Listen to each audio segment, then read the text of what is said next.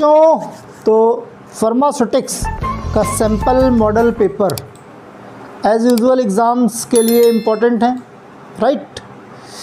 चूँकि फार्मास्यूटिक्स का maximum portion मैंने खुद पढ़ाया है, इसलिए बहुत ज़्यादा मैं नहीं कह सकता, लेकिन ये ज़रूर कहूँगा कि जितना मैंने पढ़ाया है सब उसी से आएगा।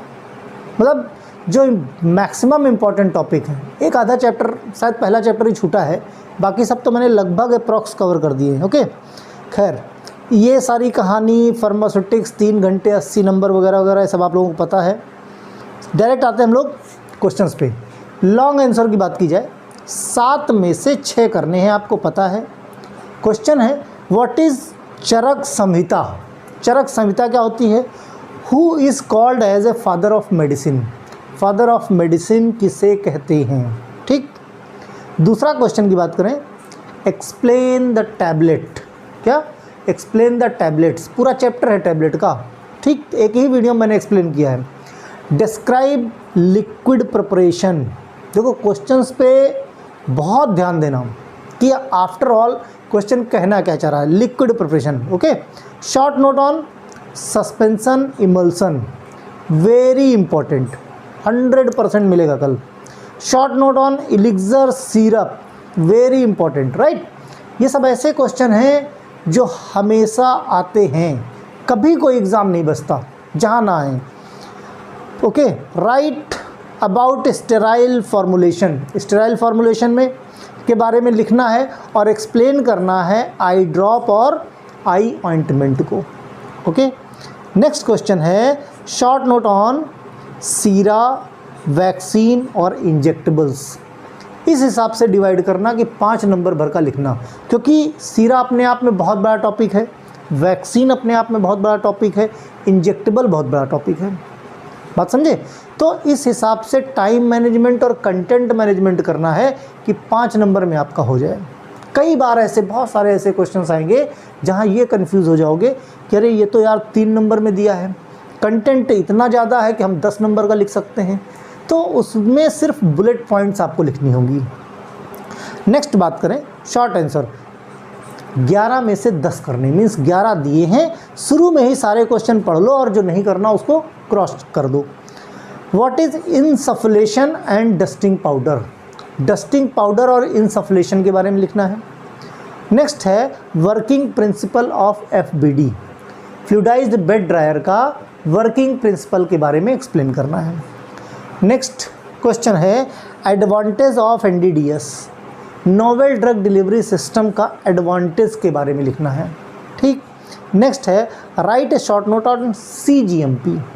अब बात करें अगर CGMP, current good manufacturing practice, बहुत ब्रॉड टॉपिक है, ICH की गाइडलाइन भी है ना, लेकिन आपको सिर्फ बुलेट चीज़ लिखनी है, मीन्स इंपॉर्टेंट चीज़ें लिखनी है, बाकी इधर उधर में नहीं जाना है। नेक्स्ट क्वेश्चन है short note on concept of validation. Validation के स्टेप्स, वैलिडेशन और वैलिडेशन के स्टेप्स को एक्सप्लेन कर देना, बहुत डीप में जाने की ज़रूरत नहीं है। नेक्स्ट है draw a layout of pharmaceutical plant. मैंने खुद उसको ड्रॉ करके बताया है। तो फार्मास्यूटिकल प्लांट का जो लेआउट है उसको क्या आपको ड्रॉ करना है और लेबल करना है। नेक्स्ट क्वेश्चन है short note on triple roller mill. Triple roller mill के बारे में शॉर्ट नोट लिखना है। नेक्स्ट है शॉर्ट नोट ऑन प्रिजर्वेटिव। अब देखो ये जो 3-3 नंबर में, शॉर्ट वाले लॉन्ग में भी आ सकते हैं, लॉन्ग वाले शॉर्ट में आ सकते हैं। कल को ये ब्लेम करने मत आ जाना कि सर आपने तो शॉर्ट में बताया था, ये लॉन्ग में आ गया है ना, तो ऐसा नहीं होता। हो सकता है ये selection criteria of packaging material. Packaging material का सिलेक्शन किस हिसाब से करेंगे कि किस प्रोडक्ट के लिए कौन सी चीज़ ज़्यादा परफेक्ट है, बात समझे। नेक्स्ट है शॉर्ट नोट ऑन ऑर्गेनोलेप्टिक्स। ऑर्गेनोलेप्टिक्स पे शॉर्ट नोट लिखना है।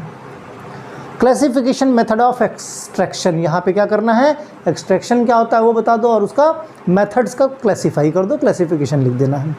क्लियर? इस तरह से ये 11 क्वेश्चन, जिसमें से आपको 10 क्वेश्चन करने हैं। अब हम लोग बढ़ते हैं नेक्स्ट पार्ट की तरफ। Distillation process involved. Distillation process में क्या इन्वॉल्व है? इवेपोरेशन, कंडेंसेशन, बोथ या नन। तो याद करो डिस्टिलेशन असेंबली जब लगाते हो, नीचे से बर्नर जलाते हो तो वेपर्स निकलती हैं पानी की, यानी इवेपोरेशन हुआ।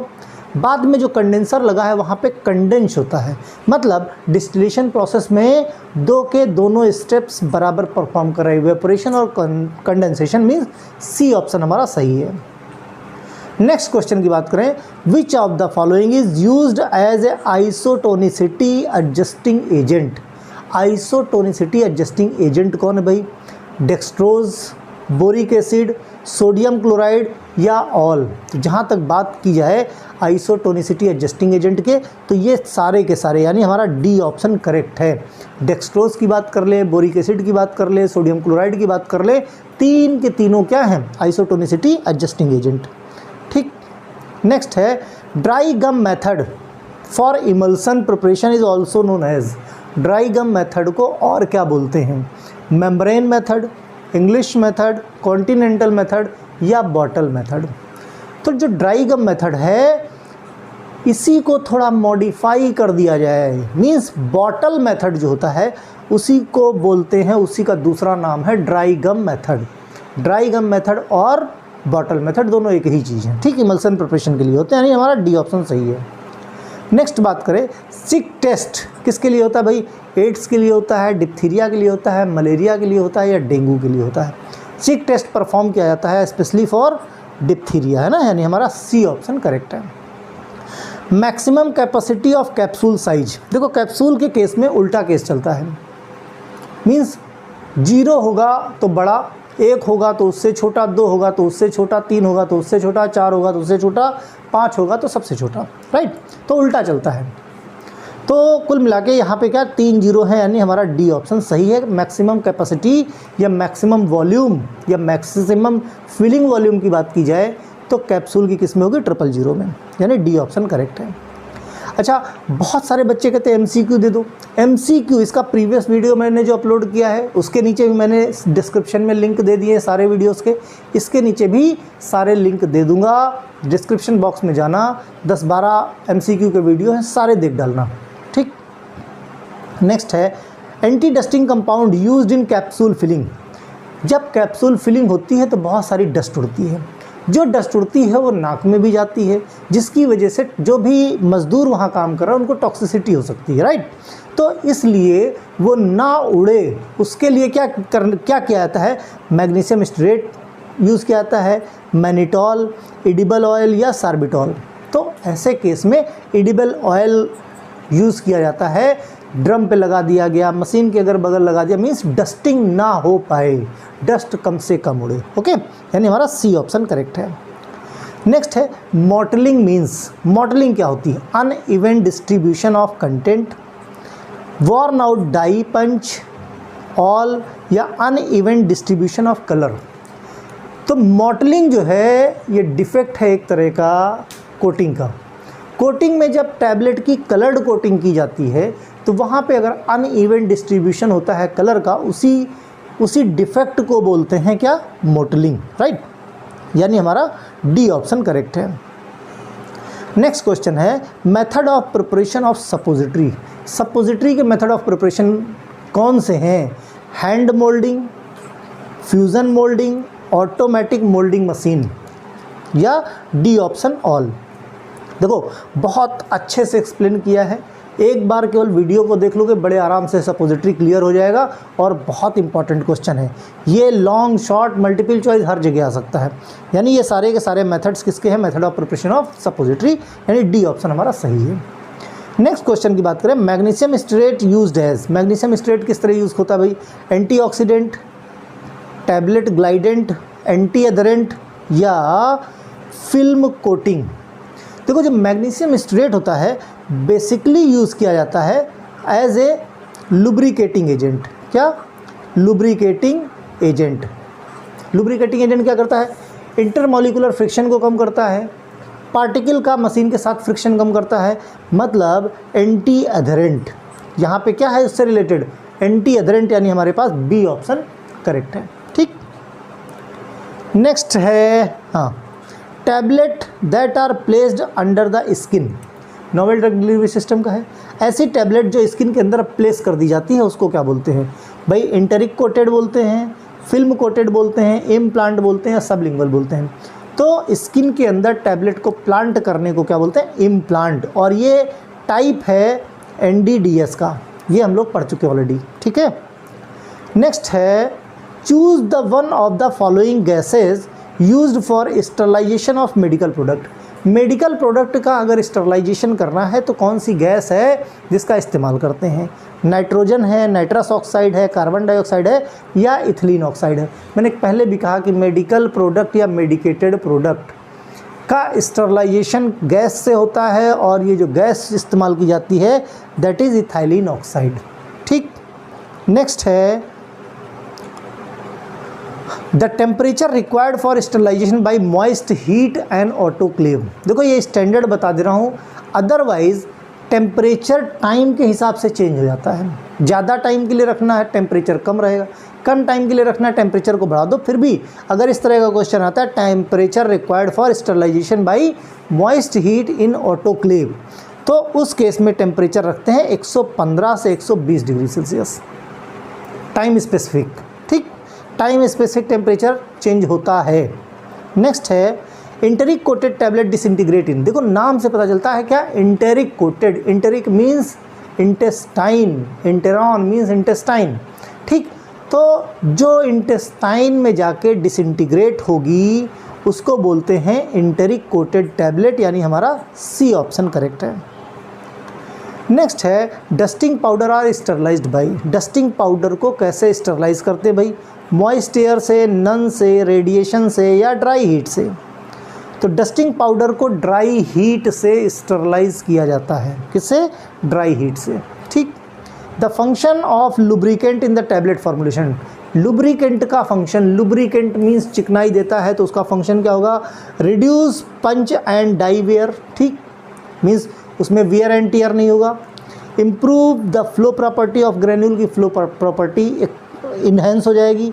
Facilitating tablet ejection from the die, die से आराम से टैबलेट इजेक्ट हो जाएगी। हर चीज़ में क्या हो रहा है? Lubricating agent. तो इसका मतलब ये सारे के सारे एग्जाम्पल किसके हैं? लुब्रिकेटिंग के, ठीक है, यानी ए ऑप्शन हमारा करेक्ट है। नेक्स्ट है effervescent tablet along with the active medicament contains. एक तो लाइट नहीं है ना, काफ़ी देर से, लेकिन वीडियो आपको देना है क्योंकि परसों एग्ज़ाम है आपका, दैट इज़ वाई। सोचो कितना डेडिकेशन देना पड़ता है और आप लोगों को क्या खिलवाड़ लगता है। Effervescent tablet along with the active medicament contains, कौन से और एक्टिव मेडिकामेंट के साथ में एडिटिव्स और कौन से रहते हैं? Citric acid, tartaric acid, sodium bicarbonate. तो देखो क्या है, ऐसे केस में कभी भी आंख बंद करके क्या लगाओगे? Sodium bicarbonate. मीन्स इफरवेसेंट का रीज़न है कार्बन डाइऑक्साइड निकलेगी, है ना, लेकिन टार्टरिक एसिड और सिट्रिक एसिड का भी इस्तेमाल करते हैं, यानी हमारा सी ऑप्शन करेक्ट है। नेक्स्ट है the mechanism by which the ethylene oxide act as a sterilizing agent. Ethylene oxide से स्टरलाइजेशन होता है, तो कौन सा मेथड है? कोगुलेशन मेथड है, ऑक्सीडेशन है, एल्काइलेशन है या रिडक्शन है?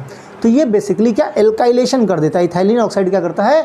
एल्काइलेशन कर देता है, यानी हमारा सी ऑप्शन सही है। नेक्स्ट है मेम्ब्रेन फिल्टर मेड फ्रॉम।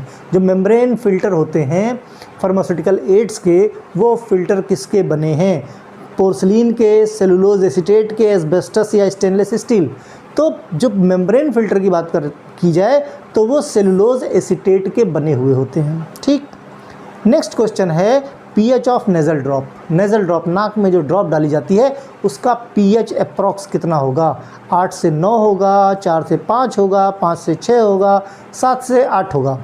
तो उसका जो पीएच मानते हैं 5 से 6 के बीच में एवरेज इसका पीएच होता है, किसका? नेज़ल ड्रॉप का, ठीक। Slight, very slight acidic. Next है anti pruritic ointment used for. Anti pruritic का मतलब ही होता है ईचिंग। अगर मतलब है तो आगे क्लियर हो जाएगा। क्या है? Treat fever, stomach ulcer, kill bacteria, treat itching. तो क्या है? एंटी प्रूराइटिक, जो इचिंग से आराम दिलाए, यानी डी ऑप्शन हमारा सही है, ठीक। इस तरह से 20 MCQ यानी ये सिंपल मॉडल पेपर ख़त्म होता है आप लोगों का। मन लगा के पढ़िए, अगर समय मिला तो कल फिल इन द ब्लैंक्स का एक वीडियो और बना देंगे। Okay, bye.